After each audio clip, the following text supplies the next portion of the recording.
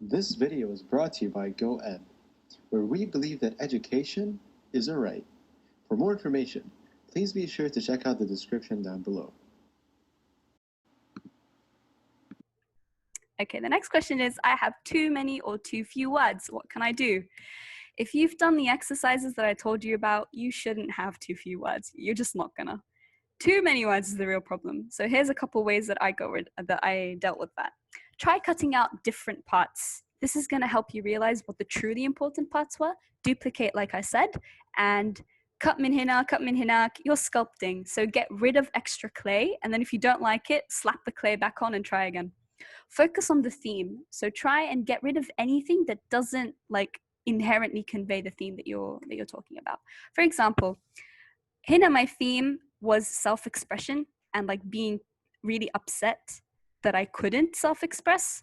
And so when I rewrote it, I focused on the self-expression part. You guys are probably going to have access to the recording of this. So once you do, you can come back and you can read over it and you'll understand what I'm saying.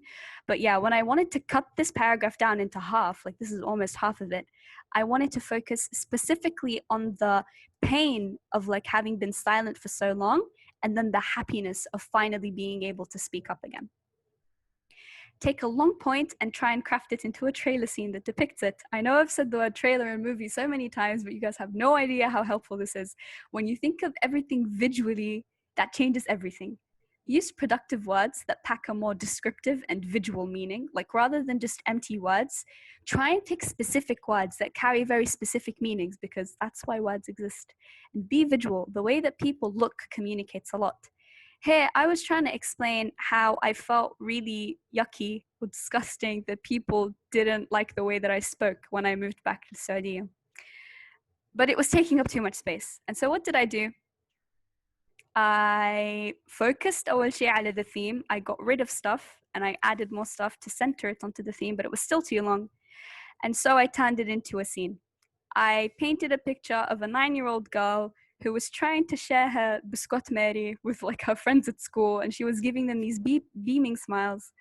But they weren't warming up to her, and instead they were giving her condescending eyebrow raises. This visual says so much, because I don't have to say they made me feel like I was not listened to, they made me feel like I was lesser than them. Just the fact that they were giving me eyebrow raises that were condescending says all of that.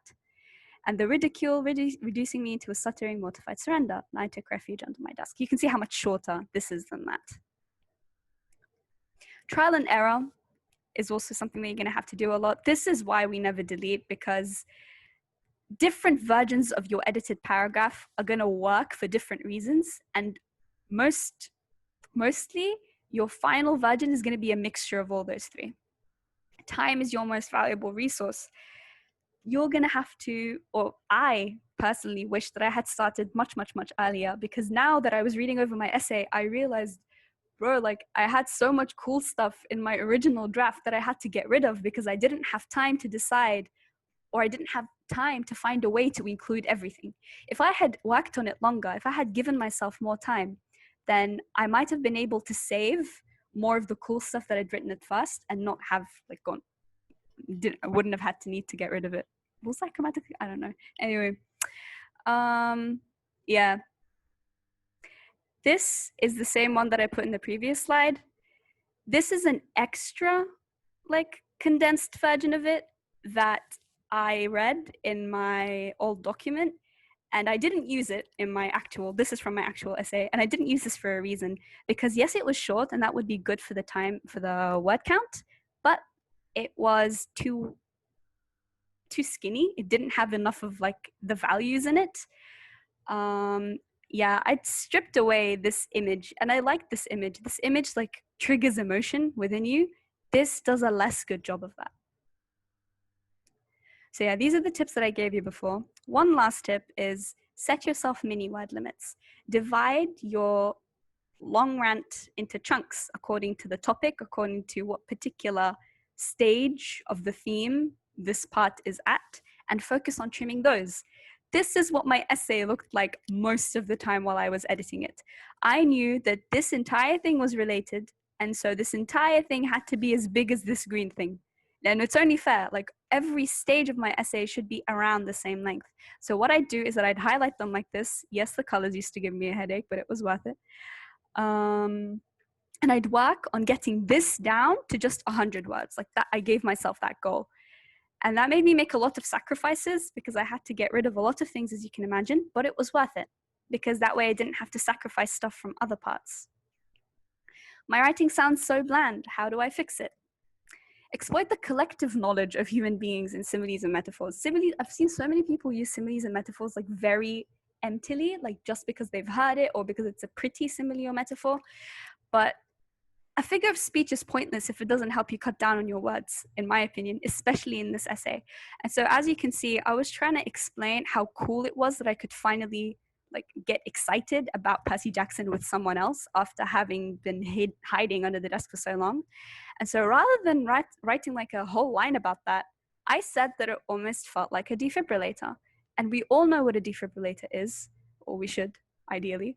If you don't, it's fine. But the defibrillator is the thing that like restarts your heart when you like have a heart attack. And so we know what that feels like. It's electric and it's intense and it literally restarts your life. And so that's something that everyone knows about, everyone agrees with, everyone has, not experienced before, but they know what it's like. And so if you exploit those, you can really condense a long point into a very, very short phrase. Use verbs. Like not a lot of people think about this too much, and I didn't used to think about this too much, but it's something that I think about now that my writing has grown even more. There's thousands of verbs and they add life and drama and movement to your essay. Nouns are dead. Nouns are like legit, like most nouns are very undynamic, but verbs add that movement, which is very important. So don't describe what something is, but describe what it does. Use productive adjectives and adverbs to stuff more nuance into your sentence.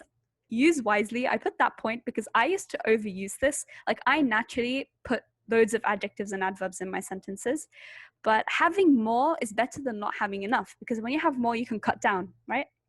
But basically nothing is done in a vacuum. Everything is done with some sort of intention, in a certain way, with a certain attitude. So reflect that in your writing. Here, I had one of my lines where I said that when you reveal the things that you treasure, the things you care about, your identity, and then people scorn it or they belittle it, to me it feels like bullets shot between my very own shoulder blades. The next paragraph, I began it like this, as if like I'd just been shot, right? Broken and scandalized, I curl right back up into hiding. So with the usage of adjectives and adverbs, you can see that I have a bunch, like cramped and suffocating rather than warm and safe. I read through this and I decided, you know what, this wasn't really applying these enough. And so I rewrote it now while I was preparing for this webinar. I rewrote that mini part whilst applying these rules right here. And, oh, let's go back. Yeah. As you can see, or as you can read, this one's a lot more visual than this one. This one really sets up a sort of scene. You don't have to have correct punctuation if you are using the punctuation for artistic purposes. Like literally, I thought of these as trailer scenes, like a stagger, like a scene where someone is staggering over and then half a plea, the camera moves to the front of their face and they're looking up and they're hopeful and then they open their mouth, but it doesn't open and then they shrivel back up into hiding. Shrivel.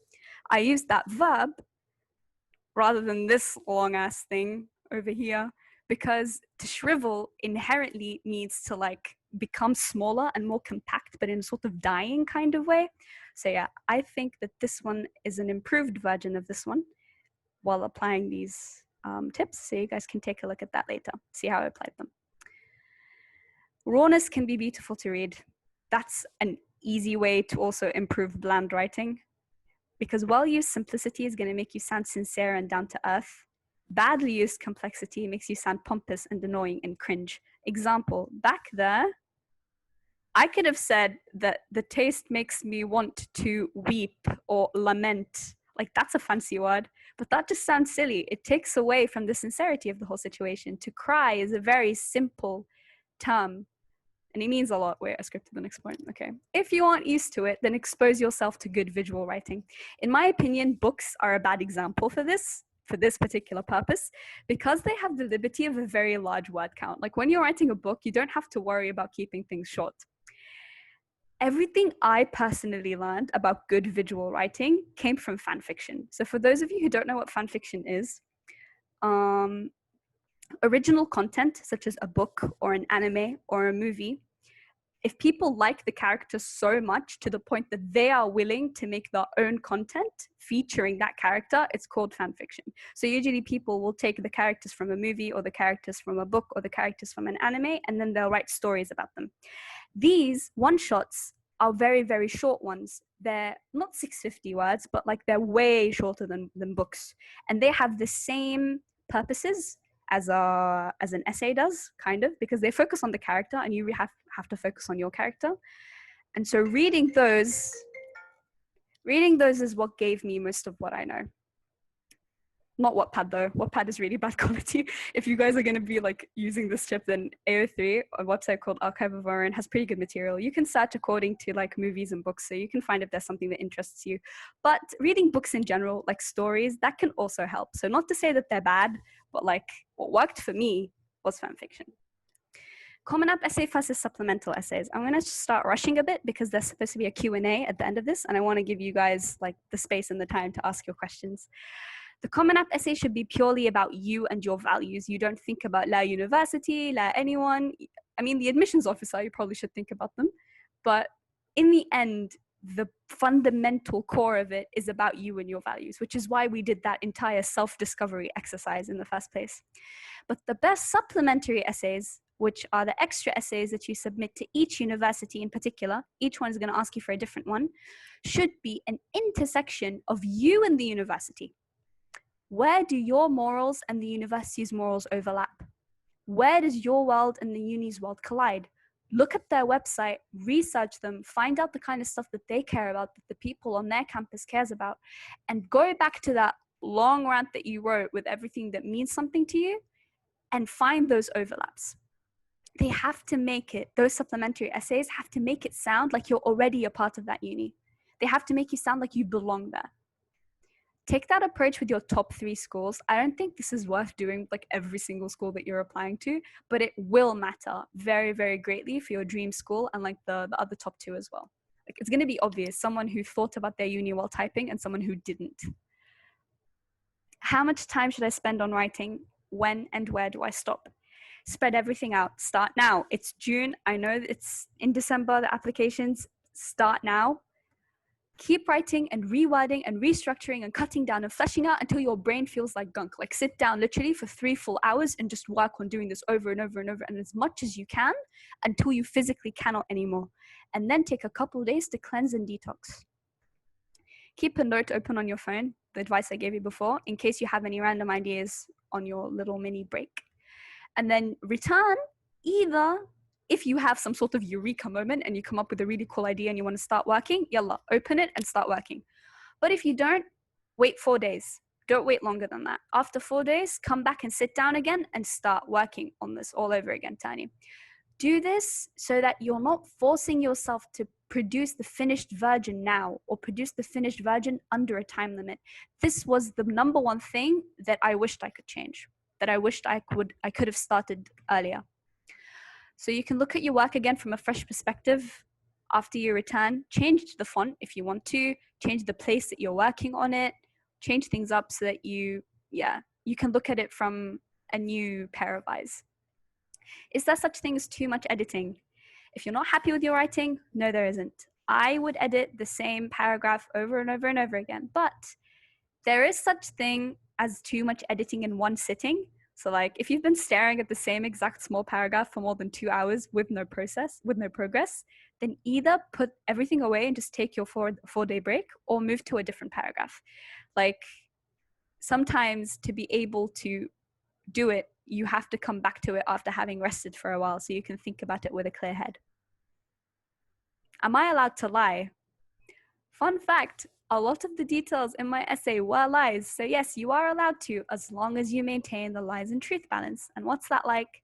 The foundations have to come from truth. because you can't fake sincerity. This is why we started by actually writing out everything that happened in your life and your opinion about it. We didn't start by picking one event and then trying to artificially connect it to something else and then say, my theme is hard work. That's not going to sound as good or as sincere.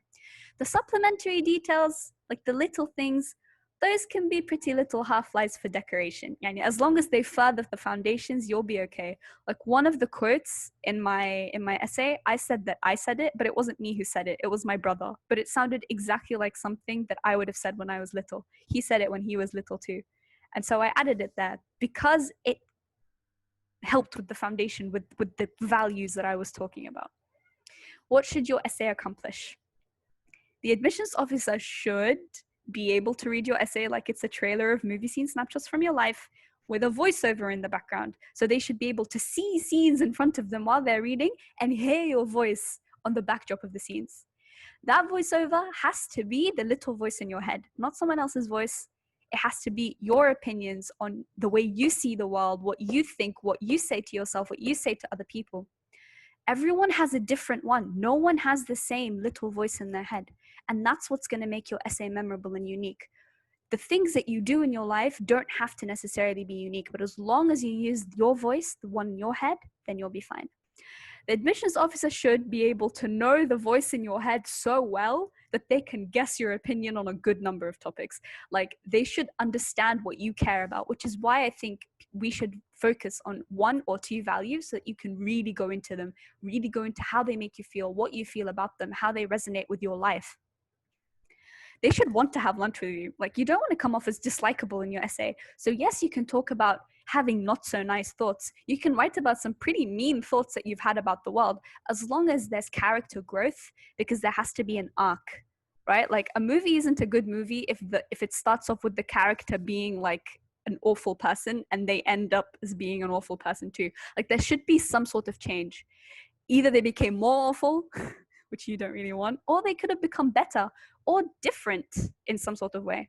They should feel like you belong on campus in one way or another. Like they should be able to give you a stereotype. They should be able to put you into a category. Own it. Own that stereotype. Own that category. Make sure that they can say, oh, Rina, oh, you mean the linguistics girl? Oh, you mean the girl who like did everything under the desk? Yeah, that kind of stuff. They should be able to put you into a group like that. Make sure to check out the Q&A follow-up video, link in the description below.